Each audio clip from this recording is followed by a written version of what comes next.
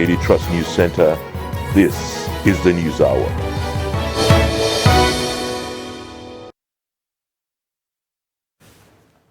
On News Hour tonight,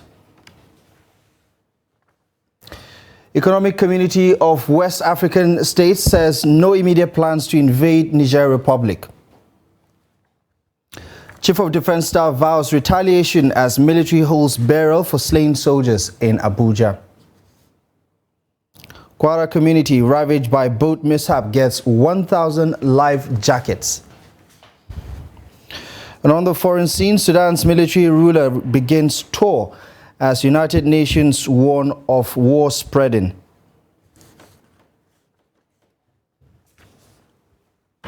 Hello there. Thank you very much for joining us on the News Hour. My name is Abdullahi Ahmed. We start in Abuja as the president of the ECOWAS community of the Economic Community of West African States, Omar Torres, says the regional organization has not yet declared war on Niger Republic, nor is there any plan to invade the country. Addressing journalists in Abuja on Friday, Torres says that the use of military force is not being used in the coup-hit West African nation, noting, however, that scales of sanctions have been activated, including legitimate force. He said ECOWAS is hopeful that all diplomatic efforts will yield positive action on the part of the junta as preparations continue to make the force ready for deployment in case of it becomes compelling to use force in Niger Republic. The president of ECOWAS insists that the 3-year transition period proposed by the military junta is unacceptable, urging the military to return to civilian rule in Niger Republic as soon as possible. This decision has been taken out of context and repeatedly misrepresented in the media as a declaration of war against the Republic of Niger or a planned invasion of the country. It is even tragic that some influential persons in the community have promoted this narrative, which has been hyped in the social media as the gospel truth. These persons have conveniently ignored the strenuous efforts of the community to engage with the military authority in Niger to reverse the attempted coup. For the avoidance of doubt, let me state unequivocally that ECOWAS has neither declared war on the people of Niger. May I repeat this? ECOWAS has neither declared war on the people of Niger, nor is there a plan, as it is being purported, to invade the country. The ECOWAS authority of heads of state and government has only activated a full-scale application of sanctions, which include the use of legitimate force. Now, in a related development, the People's Redemption Party is opposed to Nigeria's involvement in the planned military intervention in Niger Republic to restore constitutional order. Speaking with journalists in Ilorin, the Kwara State capital, PRP's National Legal Advisor, Professor Mahmoud Aliyu, however, welcomes the involvement of ECOWAS, saying that the development is not a top priority for Nigeria at the moment. The PRP leader says Nigeria has myriads of challenges to deal with rather than wasting resources on a foreign mission. Professor Aliyu is also critical of government subsidy palliative disbursement, saying that successive governments in the country have been telling the citizens to fasten their seatbelts without diligent planning for their welfare. It has taken religious dimension, it has taken tribal dimension, and so on and so forth. But from my own minds of mind, if this question was asked on the first day, what I would say is that that is not supposed to be our priority, especially if you say everybody is okay, but for Nigeria, that is not supposed to be our priority. So honestly, from my mind of mind, I'm completely against it. It's morally wrong. It's economically wrong. It's spiritually wrong.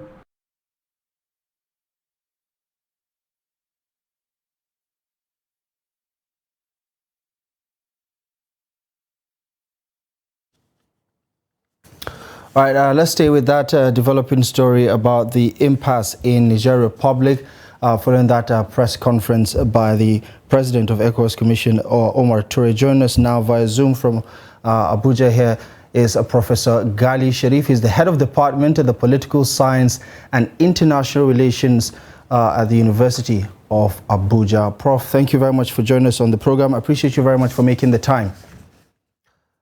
First and foremost, Prof, if you can hear me. Yeah, I can hear you. Okay. I'd like to get your reading of the current situation, especially following that press conference by the president of ECOWAS Commission on the developments. Clearly, on ECOWAS part, they're not willing to consider the proposal of the military junta of a 3-year transition period back to civilian rule. Plus, they're also saying that while military action is not going to happen anytime soon, they're not taking it off the table at the moment. But on the other hand, the military junta is also forming its own alliance with countries like Mali and Burkina Faso about a potential military intervention. What is your reading of the current situation?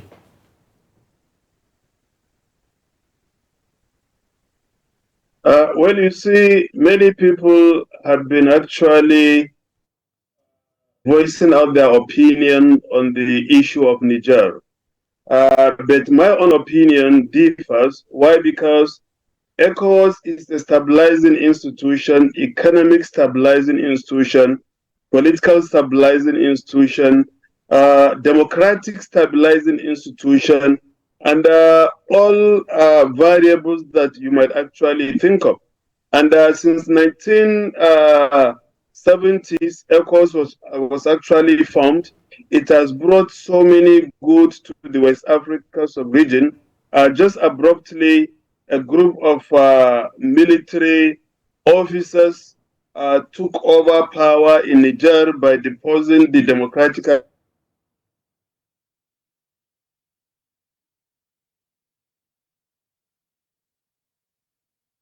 It appears we have a problem with the connection with Professor Ghali Sharif.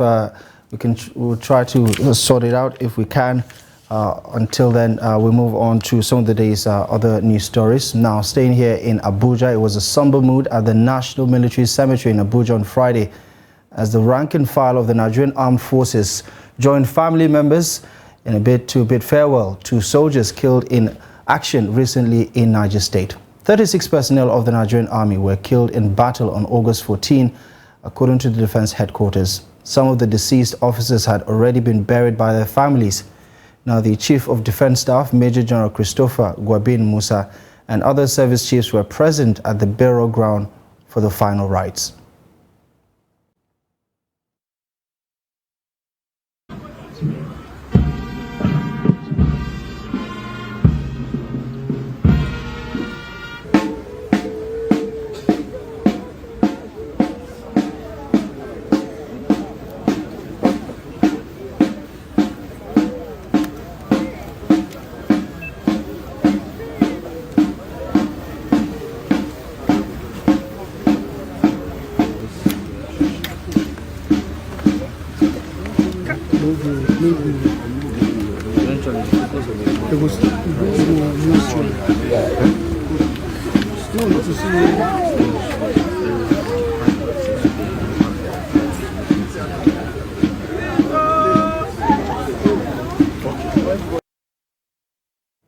Staying with that story, the Chief of Defense Staff, Major General Christopher Gwabin Musa, says the Nigerian military will not relent until the perpetrators of the killing of its personnel in Niger State are brought to book.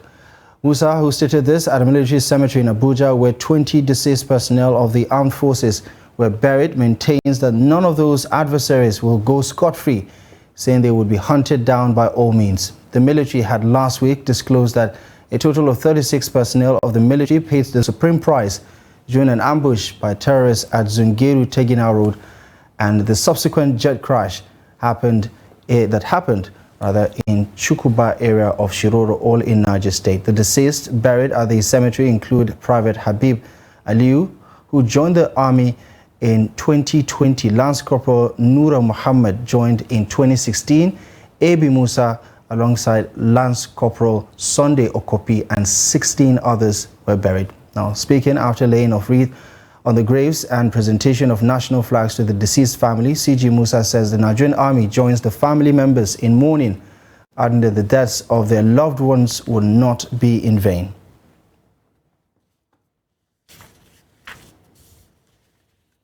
All right, let's circle back to the conversation on Niger Republic and the impasse between the military junta and ECOWAS. It appears we have Professor Gali Sharif back online. Prof, if you can just finish with your line of thought.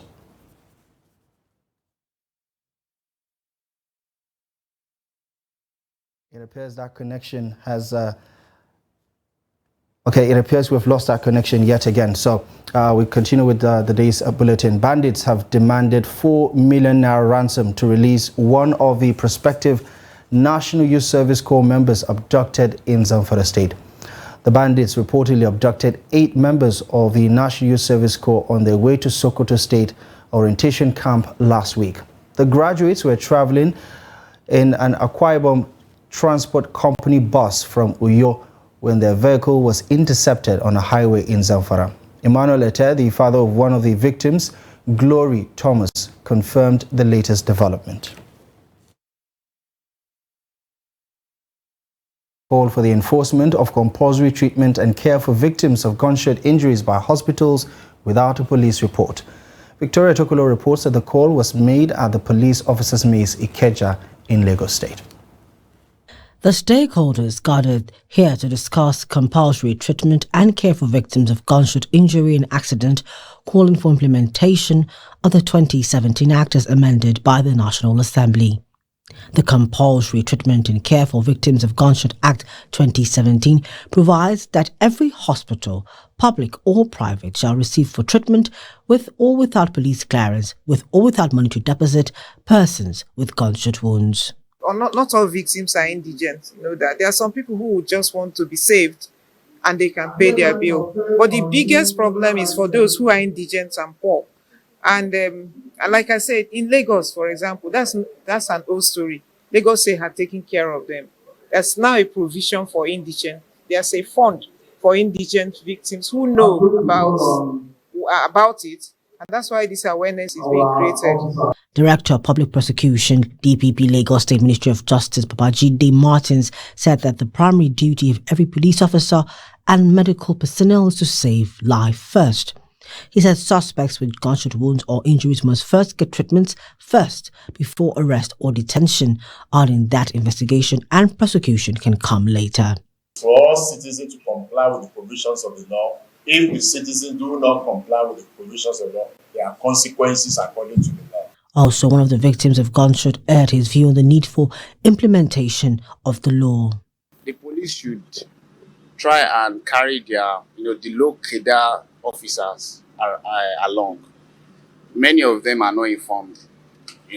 Some of them, they just do things anyhow. Possibly they need regular training. So you train them because they are the one out there. Denying treatment of gunshot victims without police reports is traceable to the Civil War period when there was a proliferation of firearms and armed robbery cases across the country.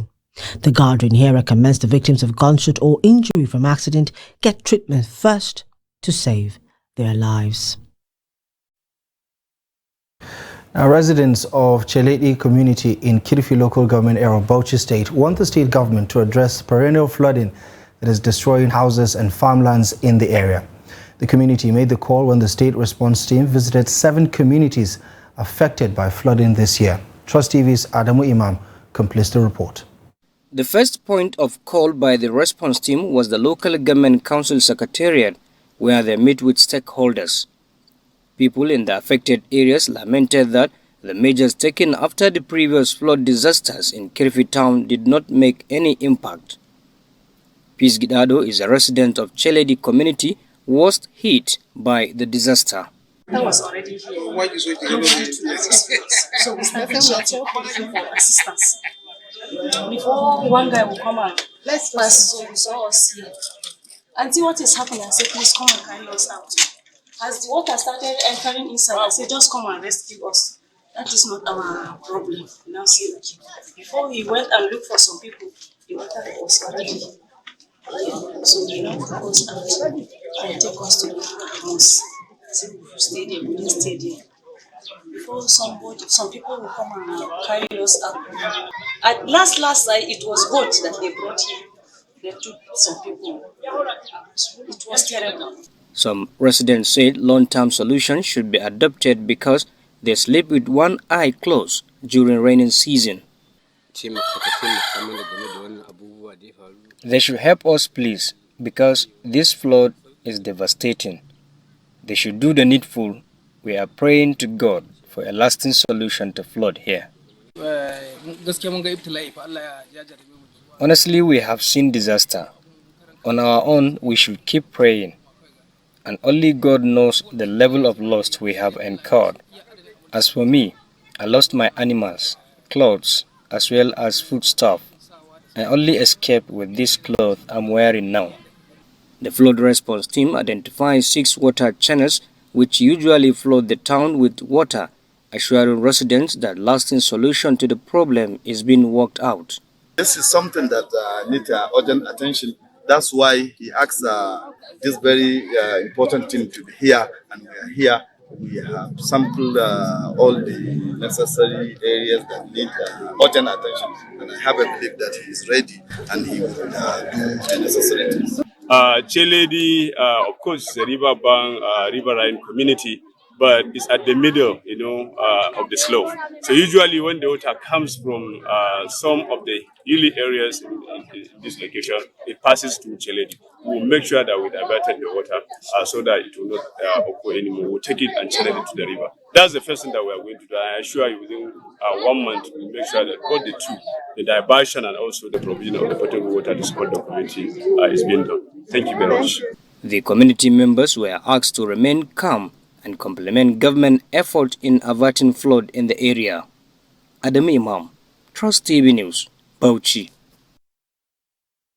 In another flood-related story, the National Emergency Management Agency, NEMA, has flagged off distribution of relief materials to the 2022 flood victims in Bayelsa State. Friday, Ebimoboe reports from Bayelsa. Distribution commenced at the premises of the Way House in the Bayelsa Palm in company of the Bayelsa State Emergency Management Agency, SEMA, witnessed turnout of some of the affected persons from different local government areas, including non-indigenous. Speaking shortly after the flag-off, the Director General of the National Emergency Agency, Mustafa Ahmed Habib, represented by Justin Uwazuronye, said Phase 1 of the exercise has total of 650 grinding machines, 650 sewing machines, 660 pumping machines, and 1,071 25 kV bag of rice and other materials. The distribution of SINEL, Special Emergency Agri Intervention for the country, is going on all over the federation at different states. Today is Bayelsa's day. Assessment and enumeration was done. Already they have slips, and those slips specified what will go to them.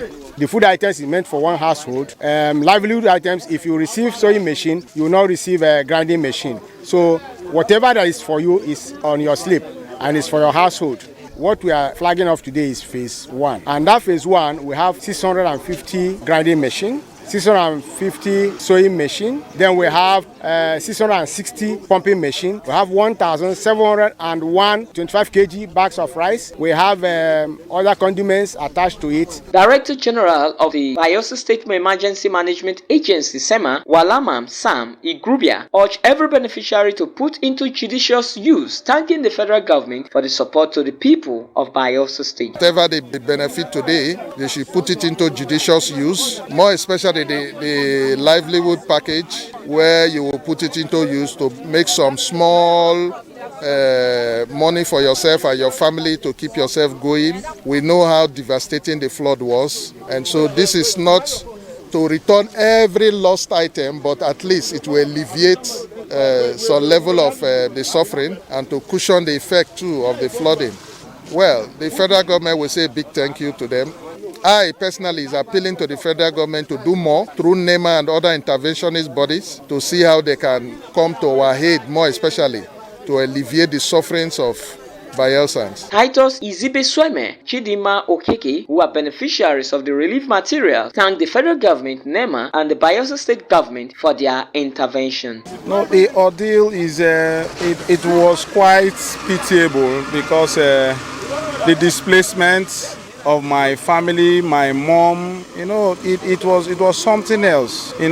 As I'm speaking, these things that were given to me, I will distribute them to my extended family. Like here we have a camp-sized mattress too and a stove. I know that my mom we should be happy for this stove. And there are some mats and mosquito nets and buckets. Because of the flood victim, the flood of last year, 2022, that affected us, so federal government, NEMA remembered us. I say a big thank you to the federal government of Nigeria and thank you for Bayelsa State government. The DG of the Bayelsa State Emergency Management Agency, however, said though the relief materials are coming a little bit late, it is better than never.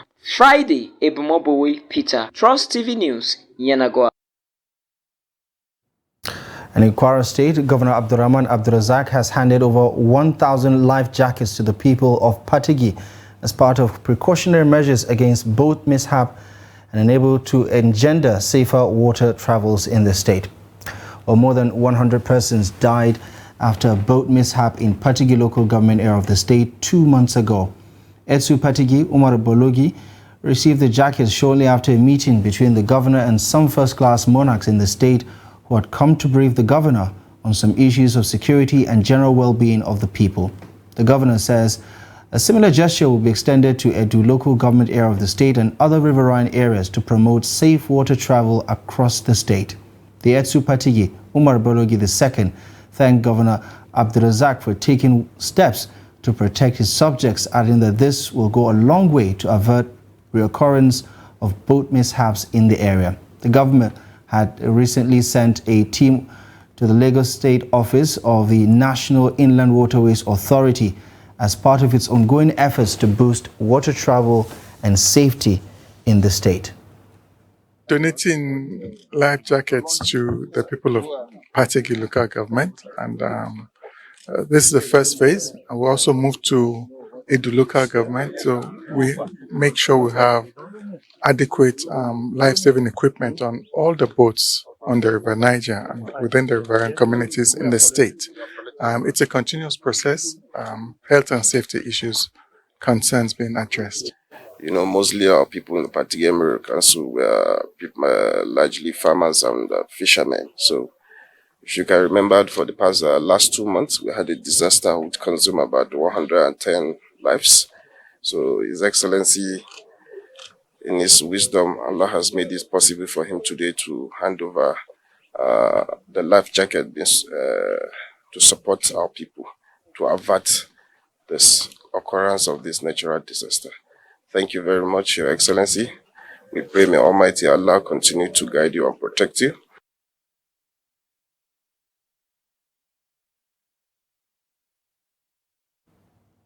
All right, let's once again circle back to our conversation with Professor Gali Sharif of the University of Abuja here on the situation in Niger Republic. Prof, thank you very much for your patience. We do hope the network is going to do justice to our conversation. Appreciate the commitment. First of all, complete your line of thought with regards to the press conference by Umar Touge, who is the president, Toure rather, who is the president of the ECOWAS Commission on the current situation with the ongoing negotiation with the military junta in Niger Republic. I'm quite happy with the position of the ECOWAS as an institution, because ECOWAS has been trying to maintain peace and stability within the Sub-Africa sub-region since its creation. It has brought back and restored peace and stability in some of our member states within the sub-region. And one major thing which we need to understand is that without ECOWAS, actually functional within the sub-region, West Africa will actually go back to square one. And that is why ECOWAS has an obligation to safeguard its citizens within the West Africa sub-region in all ramifications. The coming of President Bola Ahmed Tinubu, who actually made a statement and as well as advocated for non-tolerance of having more military coup within the sub-region, I think is actually, apparent. Why? Because the ECOWAS military wing is so resilient and determined, especially to support the declaration of President Ahmed Bola Tinubu. What we need to understand is that these few military officers in Niger shouldn't actually jeopardize the entire subcontinent of, sub-region of West Africa. Why? Because if we should allow perpetual military takeover in our polity, then West Africa sub-region will continue to actually be subjected under sanctions, international sanctions, which will actually result in stagflation. The economies of West African states will be stagnated as well as inflated. So that is why there is no moral justification for ECOWAS to allow mutinies as well as perpetual military takeover. If the coups in Niger are serious, the ECOWAS as an institution had already opened a kind of diplomatic routes and windows. I want us to circle back to the conversation around. Prof, if you can hear me, pardon the interruption. I just want us to get back to the current situation right now. ECOWAS is partnering with countries like Mali and Burkina Faso, who also happen to have military leadership in those countries, and that alliance is all about facing ECOWAS as far as the retaliation in anticipation of any sort of military action. What do you make of their posturing and what ECOWAS just said through the president of the ECOWAS Commission, Umar Toure, who says that, listen, we're not trying to invade Niger just yet, but the military option is still there should diplomatic efforts fail. What do you make of this posturing between the two, especially as they continue dialoguing?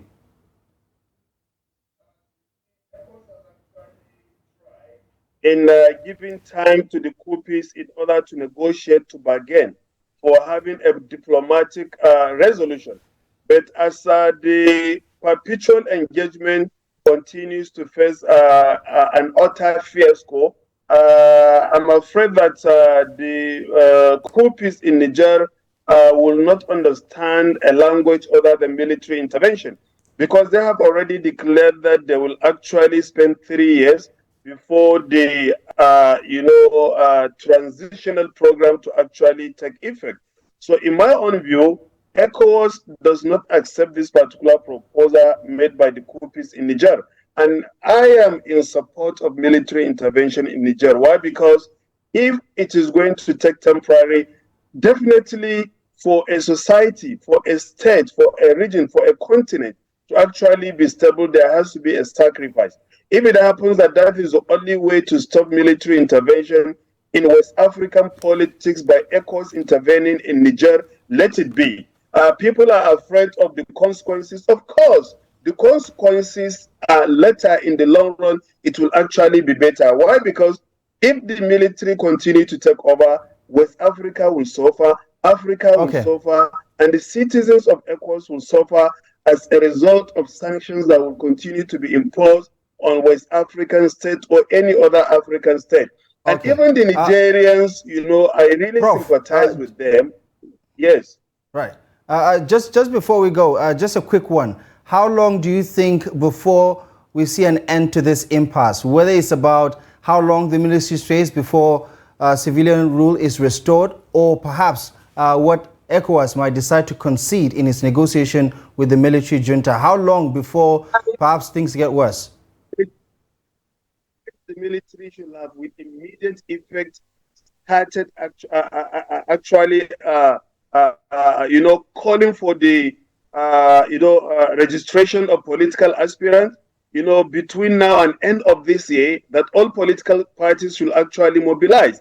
Then probably next year we hold elections into different portfolios, in Niger. But giving yourself 3 years, it's like you are having a complete tenure of a democratic government. So I think for a rational mind, this should not be an acceptable proposal, but should be jettisoned and thrown into the pedal bin, because this is not acceptable. We do not actually support military intervention. If the citizens of West Africa, especially the people of Niger, have become ignorant of the implications and impact of military regime as well as military leadership, they will continue to govern under heavy sanctions, which the Nigerians have already started becoming migrant or refugees, in their neighboring state. Then that shouldn't actually Prof, be accepted. I'm afraid we're going to have to end the conversation at this point. Prof, if you can hear me, we're going to have to end the conversation here at this point, but we do appreciate you very much for the insight and for your analysis. Professor Gali Sharif is the head of Department Political Science and International Relations at the University of Abuja. Thank you very much for joining us on the News Hour. All right, you're still watching the News Hour on Trust TV. Coming up ahead after the break, we take a look at effects of 3 felling and a ban on illegal mining in Jalingo. More on this story coming up ahead after the break.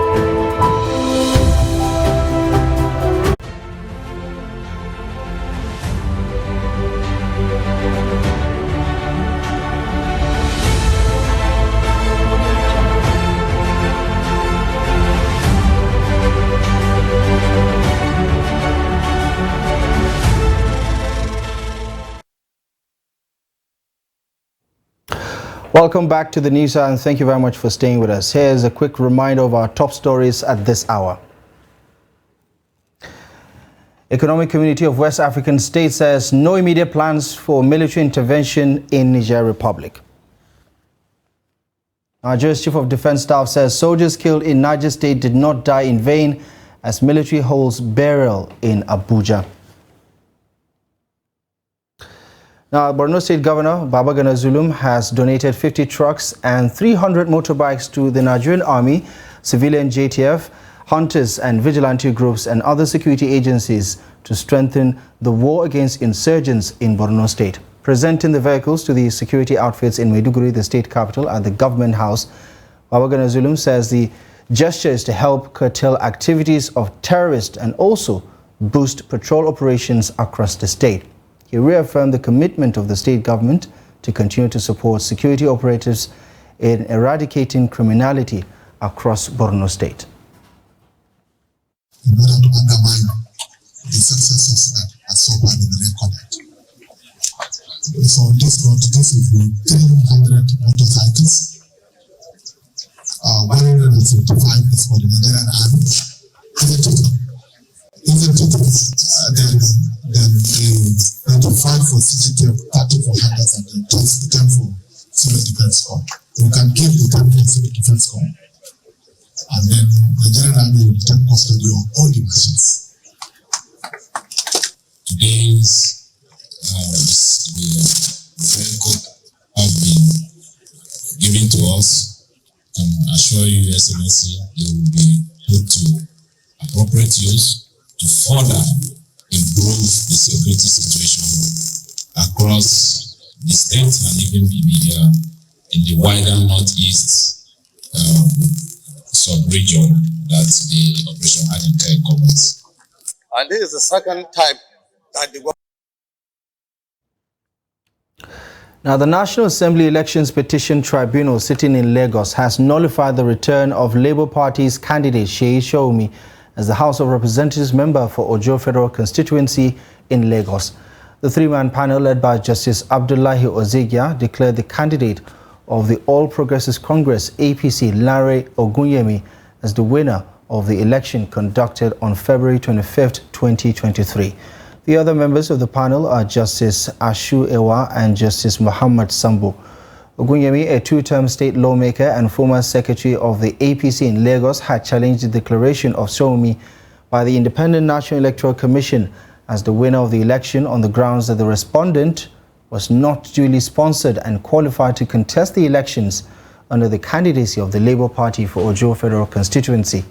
In his judgment on the petition, the tribunal agreed with the petitioner that the candidate of the Labour Party was not qualified to contest the elections. It therefore declared his votes void and held that the second runner-up, APC's Ogunyemi, ought to have been declared winner of Ojo Federal Constituency.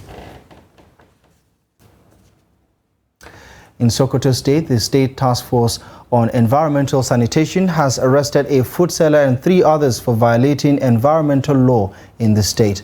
They were arrested for littering their business premises in the state metropolis with solid waste. Abubakar Imam reports that the arrest is part of routine checks by the task force since its inauguration 2 months ago. His report.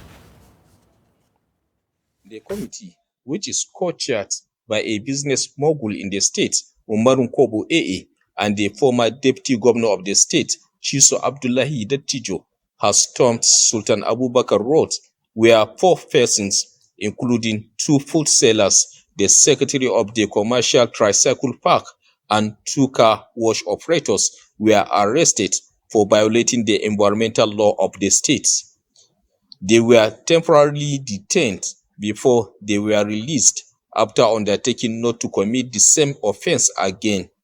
Addressing newsmen, Abdullahi noted that they have made 6,350 evacuation trips of solid waste so far. According to him, some of the waste had not been evacuated for almost 20 years, thus constituting nuisance to the public. Come out and showcase what you have been doing for the last 2 weeks. To come out and let people know that the committee is doing its work and needs their cooperation to accomplish what was given to us as a task. Inshallah, we are facing it, we are going to do it. We are here just to make sure that those things that were done not in a proper manner were corrected, and we put things in a proper way. This committee will do its work without fear or favor. That is why we come out today with the mobile courts. Any person who is found wanting will be summarily tried and convicted to serve as deterrents to others. What we are doing is for the goods of our people, and we are happy with the kind of cooperation we are getting from the public. Some communities have even donated shovels in appreciation of our work. It will be recalled that the task force was set up by Governor Ahmed Aliyu upon resumption of office. From Sokoto State, Abubakar Awal Imam reporting for Trust TV. In Taraba State, charcoal and firewood are fast becoming scarce commodity in the state capital Jalingo since the government placed a ban on tree felling and illegal mining activities across the state. Yusuf Bauro spoke to some residents and coal dealers on the impact of the ban across Taraba State. His report is presented from our studio. Charcoal and firewood have reportedly become very scarce and price hiked because of a ban order by the state government on cutting and burning of trees in the forest. A charcoal dealer, Baba Sadiq Jazuli, said charcoal is now not available in the bush where it used to be supplied in abundance and sold cheap, noting that customers now buy it at exorbitant price where it is available.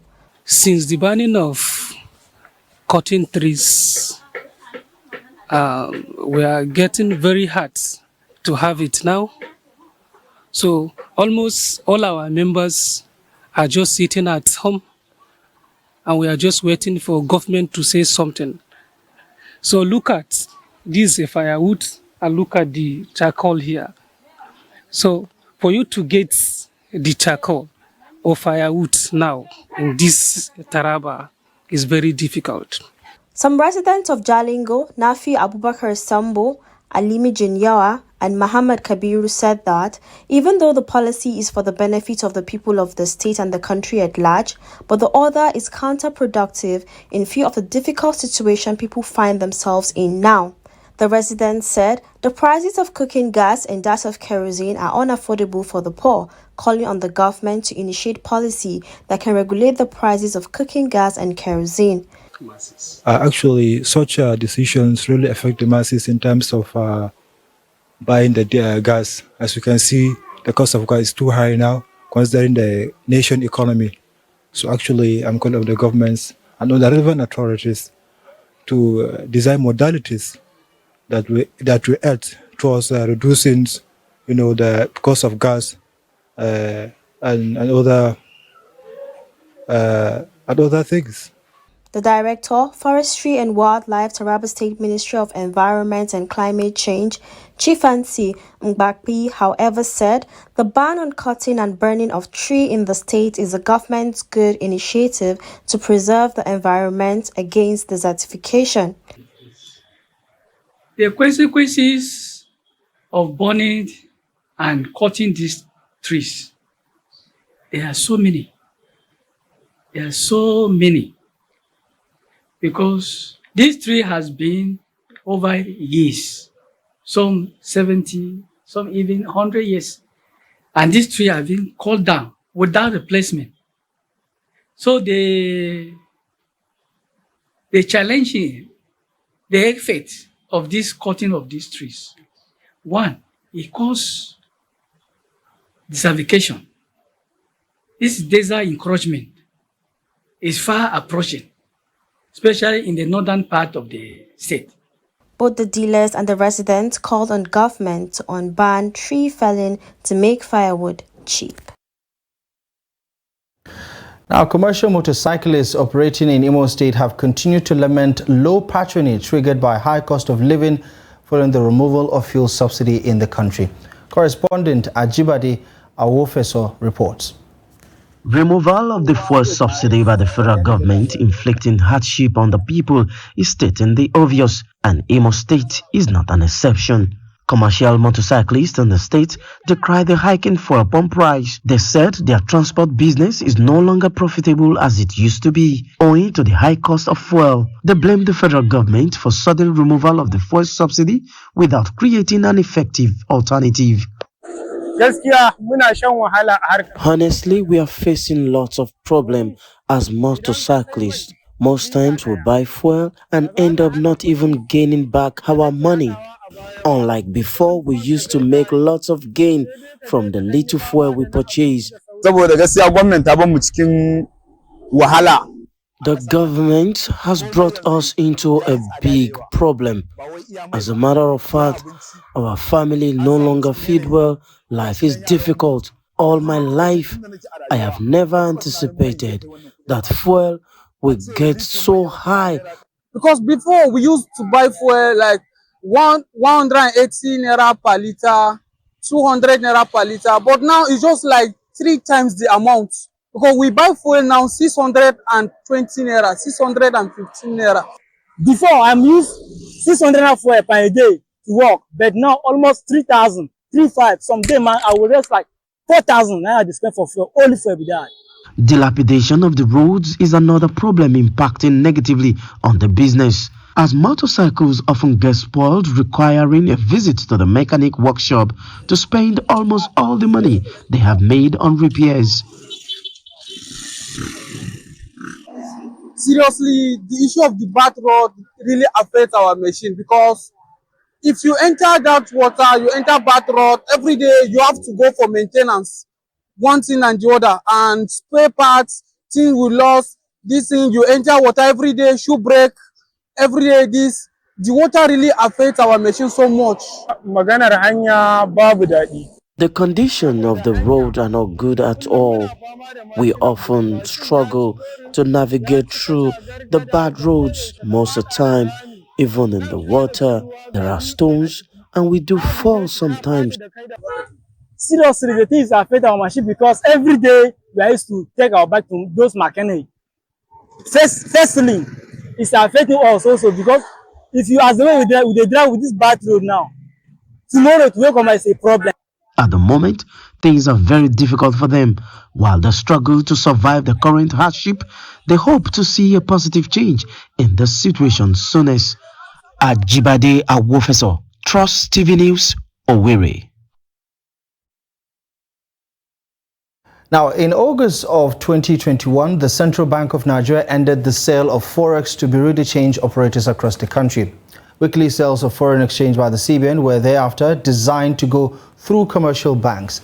Now, the foreign exchange policy of the federal government may not be achieving the desired results, with the CBN now reintroducing BDCs back into the forex market equation. Yusuf Akogu tells us more. The Central Bank of Nigeria has announced measures to reintroduce bureau de change operators in Nigeria into the foreign exchange market, few days after threatening speculators. The speculators should be careful, because we believe the things we are doing, when they come to fruition, may result in significant losses to them. The bank announced its reintroduction in a circular addressed to BDCs and the public titled Operational Mechanism for Bureau de Change Operations in Nigeria.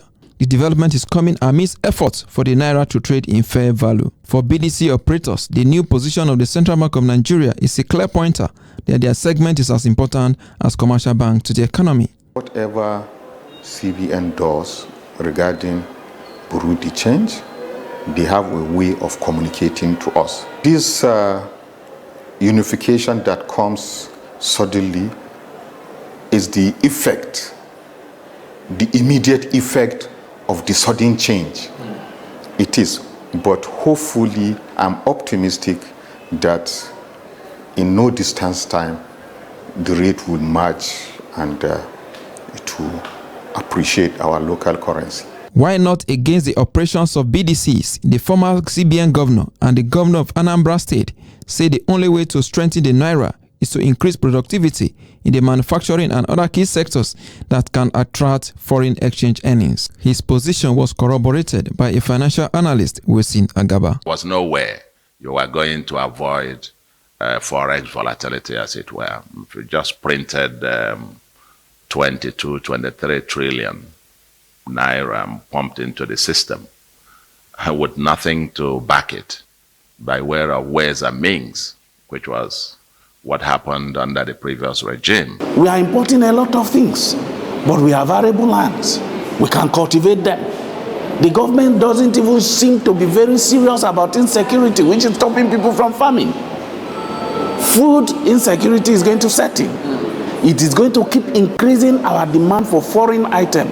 And as long as that keeps happening, if you like, go and borrow $1 trillion. Maybe we should start using the American dollar as our local currency anyway. With the ongoing reforms in the economy, Nigerians are calling on monetary and fiscal authorities to, as a matter of urgency, introduce policies and programs that will stimulate local production, as that is the only way the nation's legal tender will regain its value in medium to long term. Yusuf Akogu, Trust Television News, Abuja.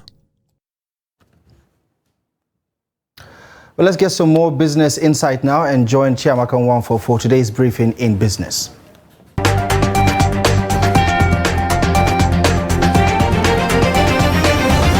The unclaimed dividends in Nigeria stands at 190 billion naira. Executive Commissioner in charge of Operations at Securities Exchange Commission (SEC), Dayo Obison, disclosed this on Friday at the Post-Capital Market Committee press briefing. Director General SEC Lamido Yuguda said that unclaimed dividends are a very serious problem because of several issues like identification issues and multiple subscriptions, also because a lot of companies have changed their names.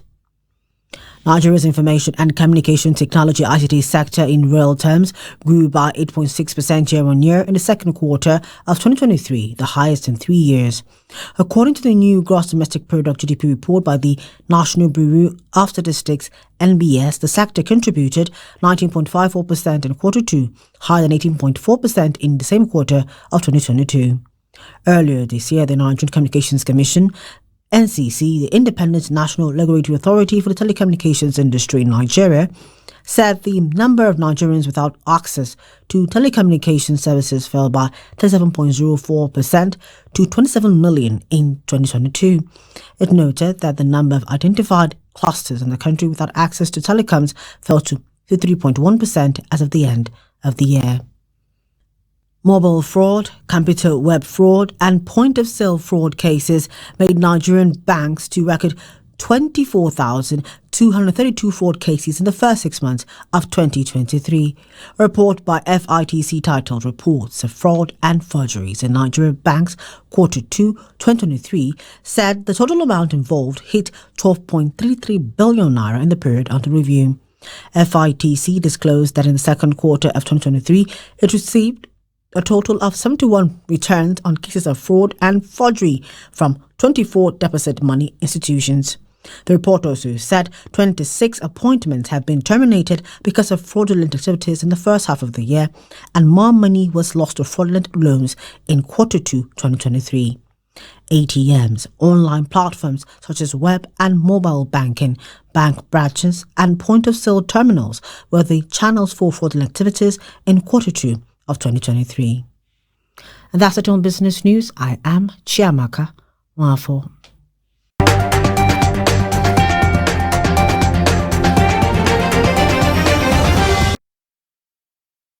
Right, let's take a look at developments on the international scene. And Sudan's military ruler, General Abdel Fattah al-Burhan, has visited army bases near the capital on his first trip away from Khartoum since an internal conflict broke out in the country in April. The United Nations warned that the war would tip the entire region into a humanitarian catastrophe. Al-Burhan also intends to leave Sudan for talks in neighboring countries after visiting regional bases and Port Sudan, the temporary government seat, two government officials say. Burhan, who is also the Armed Forces Chief, plans to chair a cabinet meeting.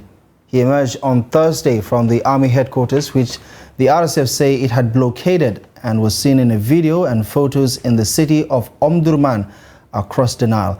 The army circulated videos on Friday of Burhan visiting the Abara artillery base north of Khartoum in River Nile State. Burhan could be seen carried by cheering soldiers. A UN Children's Fund spokesperson say they expected a lack of supplies to lead to a spike in child deaths. MSF's Susanna Burgess, who returned to Geneva from the Chad border this week, told reporters that refugees had not yet received food rations in August, and inadequate water supplies had prompted many to dig holes. The $2.6 billion Sudan appeal is just 26% funded, according to a UN spokesperson at a Geneva briefing, calling on donors to speed up on promised aid. Former French President Nicolas Sarkozy will be tried in 2025 over allegations he took money from late Libyan leader Muammar Gaddafi to fund one of his re-election campaigns. The trial, which prosecutors announced on Friday, is to hear evidence that Sarkozy, along with his 12 co-defendants, conspired to take cash from the Libyan leader to illegally fund his victorious 2007 bid for the presidency. Sarkozy, who has faced a litany of legal problems since his one term in office, has denied the Libyan allegations, the most serious he faces. Now, the 68-year-old has already been convicted twice, once for corruption and influence peddling involving attempts to influence a judge and another for breaking campaign spending limits during his 2012 re-election attempt.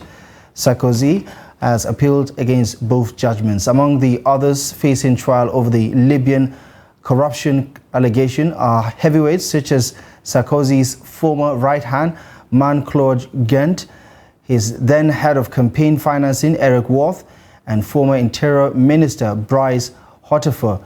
The investigation was sparked by revelations from the investigative website Mediapart, which published a document purporting to show that Gaddafi had agreed to give Sarkozy up to 50 million euros for the election. Now, the two leaders enjoyed surprisingly cordial ties with Sarkozy, letting the Libyan strongman pitch his Bedouin tent opposite the Elysee Palace on a state visit to France just months after his election.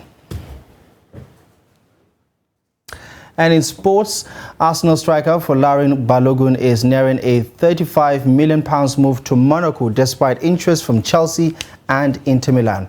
Negotiations are continuing with the 22-year-old expected to return to France, where he enjoyed a prolific loan spell with Reims last season. Chelsea and Inter Milan had also inquired about signing the United States international. Meanwhile, Arsenal defender Kieran Tierney is expected to join Real Sociedad on a season-long loan deal. Now, the 26-year-old Scotland international has featured more than 120 times for the Gunners since moving from Celtic in 2019, but made just 6 Premier League starts last season. Balogun started in France Ligue 1 last season, scoring 22 goals for Reims. Arsenal have been happy to listen to offers for the forward, who is not thought to be part of manager Mikel Arteta's plans. Now, he has not been included in a Premier League squad so far this season, despite first-choice striker Gabriel Jesus being out injured. Eddie Nketiah has started the first 2 matches for the campaign for the Gunners, who beat Nottingham Forest on the opening weekend before earning a hard-fought victory over Crystal Palace to maintain a 100% record. Born in New York, he moved to London when he was a child and came through Arsenal's academy system. He played for England age group side all the way through to under-21s, earning 13 caps at that level before electing to play for the United States at full international level.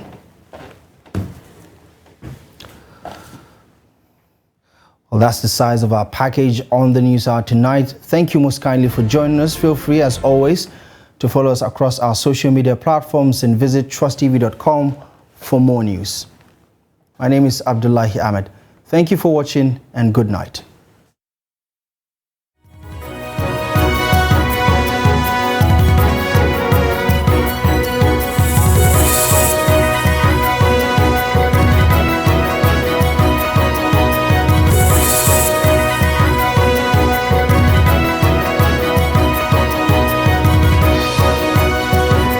From the Daily Trust News Center, this is the News Hour.